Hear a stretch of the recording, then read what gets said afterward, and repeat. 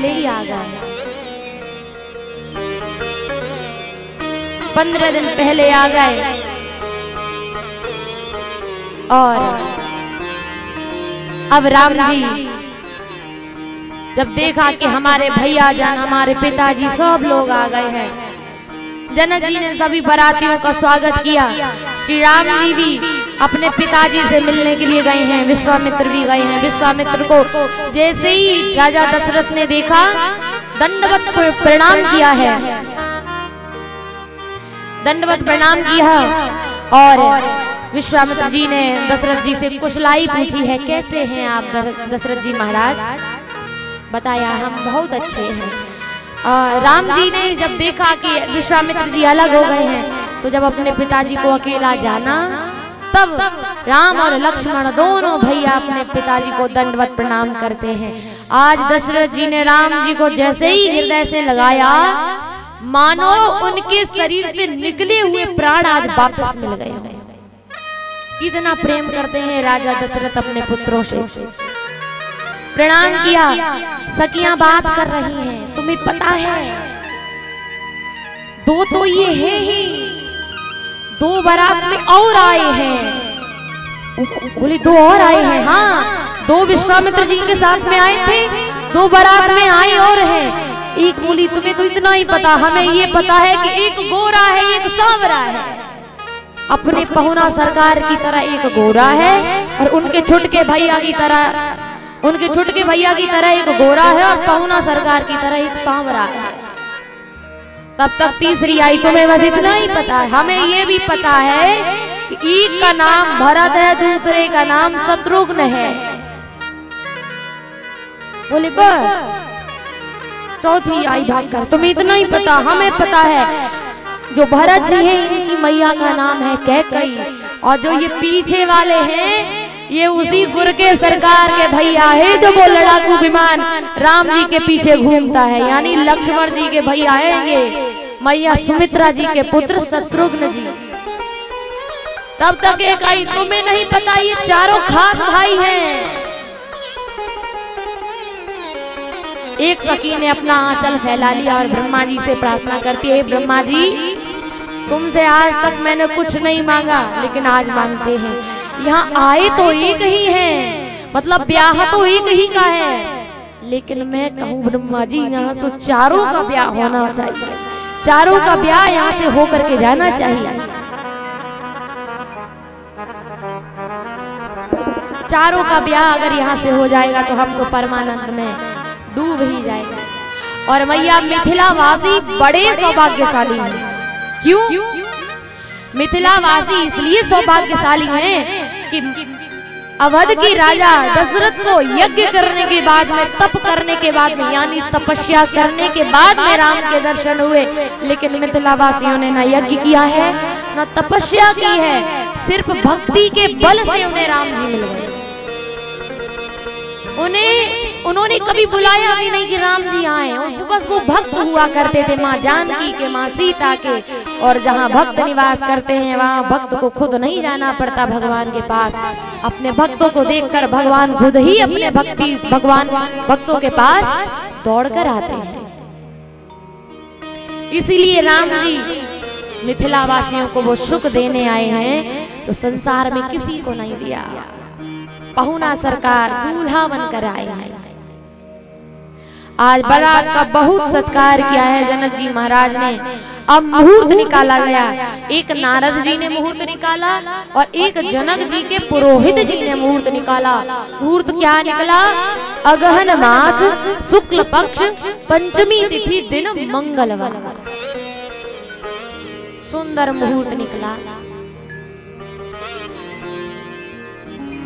और जैसे ही मुहूर्त निकला नारद जी आए राम जी के पास। देखो, जब मैं विश्व मोहिनी के लिए रो रहा था तो तुम हमारी विश्व मोहिनी को चुरा ले आए थे। मतलब जब हम विश्व मोहिनी से ब्याह करना चाह रहे थे तो तुम राजकुमार बन करके गए और उनसे ब्याह करके ले आए। लेकिन आज मुझे देखो, हम तुम्हारे लिए मुहूर्त निकाल करके लाए हैं कि तुम विवाह करो।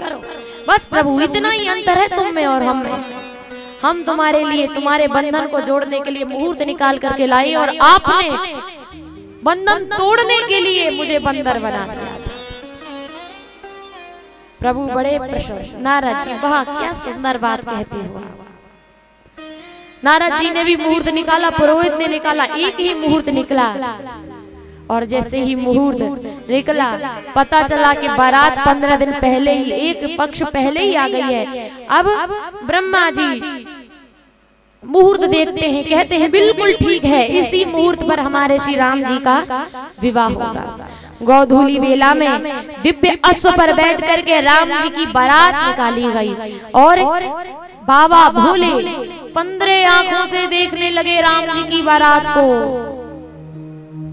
कार्तिकेय भगवान 12 आंखों से देखने लगे, इंद्र 1000 नेत्रों से देखने लगे और ब्रह्मा जी 8 नेत्रों से देखने लगे।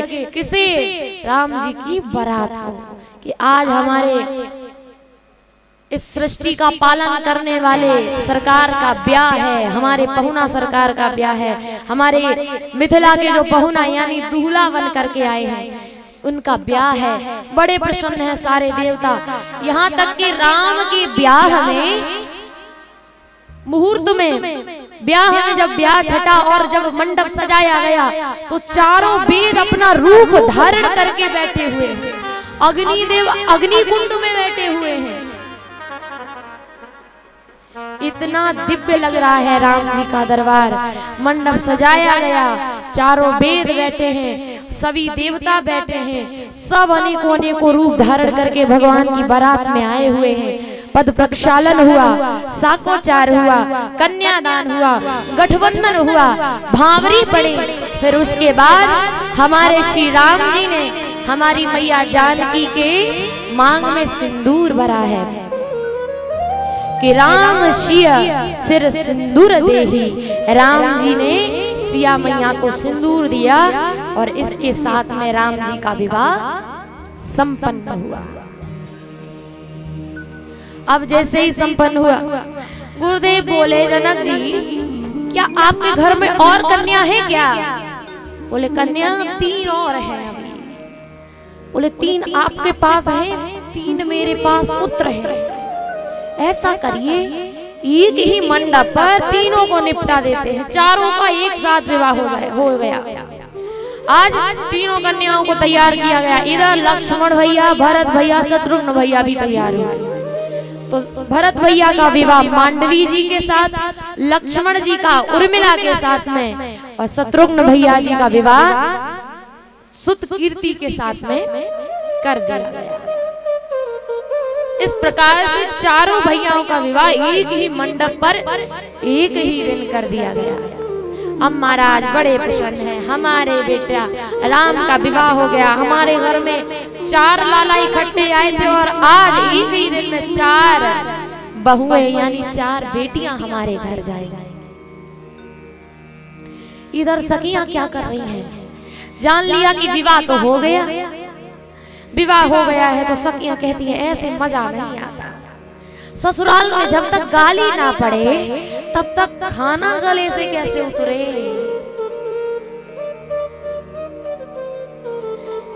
सखियां ऊपर महल पर खड़ी हो गई, नीचे बेचारे राम जी लक्ष्मण जी नीचे खाना खाने के लिए बैठे हुए हैं। सखियां कहती हैं कितने सीधे साधे लग रहे हैं, कितने प्यारे लग रहे हैं। दूसरी बोली चलो इन्हें गाली देते हैं। क्यों? अरे अपने पहुना सरकार है, ससुराल में तो गाली पड़ती है। दूसरी बोली तुम्हें पता नहीं ये भगवान है? बोली हाँ ये भगवान को तो गाली नहीं दी जाती, भगवान को कैसे गाली देंगे? तो एक बोली अरे ये होंगे अपने अवध के भगवान, यहाँ तो ससुराली बनकर आए हो और गाली तो खानी पड़ेगी। यहाँ तो हमारे पहुना सरकार बन के आई है, गाली तो इन्हें देनी ही पड़ेगी, गाली तो देंगे। एक बोली, एक कहे परमेश्वर को गारी कैसे, दूजी कहे गारी बिना ससुरारी कैसे। जहाँ गारी ना पड़े वहाँ ससुराल किस बात की? अरे ससुराल में क्यों आनंद आता है? क्यों आनंद आता है मैया? क्योंकि वहाँ सारी सरहज सब मजाक करने वाले होते हैं। अब ये बात मैया से क्या, भैया लोगों से पूछनी चाहिए, क्योंकि अभी राम जी की जगह तो भैया जी जाने क्या उनके मन में आ रहा होगा। ससुराल में क्या आनंद होता है। और मैया हम बतावे, मुझे तो ऐसा लगता है कि भैया लोगों को ससुराल में ही अच्छा लगता है। देखिएगा लक्ष्मी मैया कहाँ से निकली हैं आपको पता है? पता है? हाँ कि ना? पता है कहाँ से निकली है लक्ष्मी मैया? बताइए। सीता मैया जमीन से निकली है, लक्ष्मी मैया कहाँ से निकली है? देखो वो बीच में बिटिया रानी बैठी है अक्षु, उसने कह दिया समुद्र से। इतनी धीरे, बस उसके मुख से ही जान लिया कि उसे पता है। लक्ष्मी मैया निकली है समुद्र से। जब समुद्र का मंथन हुआ ना तो 14 रत्न निकले, उसमें से एक लक्ष्मी मैया भी थी। और हमें लगता है कि ससुराल में सबसे बड़ा आनंद है, क्योंकि हमारे विष्णु भगवान भी ससुराल में ही रहते हैं। लक्ष्मी मैया कहाँ से निकली? समुद्र से। और हमारे विष्णु भगवान कहाँ रहते हैं? क्षीर सागर यानी समुद्र में। वो भी अपनी समुद्र में, मतलब अपनी ससुराल में डेरा डाल के बैठे हैं। अच्छा भोले बाबा कहाँ रहते हैं? कैलाश। और कैलाश तो हिमाचल जी की ही धरोहर थी, उन्हीं का हिस्सा था। उन्होंने ही ये कैलाश भोले बाबा को दिया था रहने के लिए, बिटिया को ब्याया इसलिए। तो भोले बाबा कहाँ रहने लगे? कैलाश यानी अपनी ससुराल में। तो जो आनंद ससुराल में है हमें नहीं लगता कहीं है। कल हम लोगों ने गाना सुना था कि परसों, कल ही सुना था, वो जो लड़के अब के बच्चे बीवियों के जाल में रहने लगे, छोड़कर माँ बाप को ससुराल में रहने लगे। ससुराल में जो आनंद है वो कहीं नहीं। भैया लोग जाएंगे खूब बढ़िया से क्रीम से परफ्यूम डाल के, पाउडर तो बिल्कुल छूट न जाए, क्यों ससुराल आए हैं। और खूब बड़े बड़े मूड से बैठेंगे ससुराल में। और ससुराल का तो भोजन करना भी बड़ा आनंद देता है। ससुराल में आनंद के साथ साथ भोजन भी बड़ा अच्छा लगता है। फिर वो चाहे वो घी लगावे, नमक डालें सब्जी में या ना डालें, क्योंकि ससुराल है। आजकल का कलयुग कैसा है, भाई भाई को नहीं जानता, लेकिन माँ बाप को छोड़कर ससुराल में रहने को कह दो तो कभी नहीं आएंगे।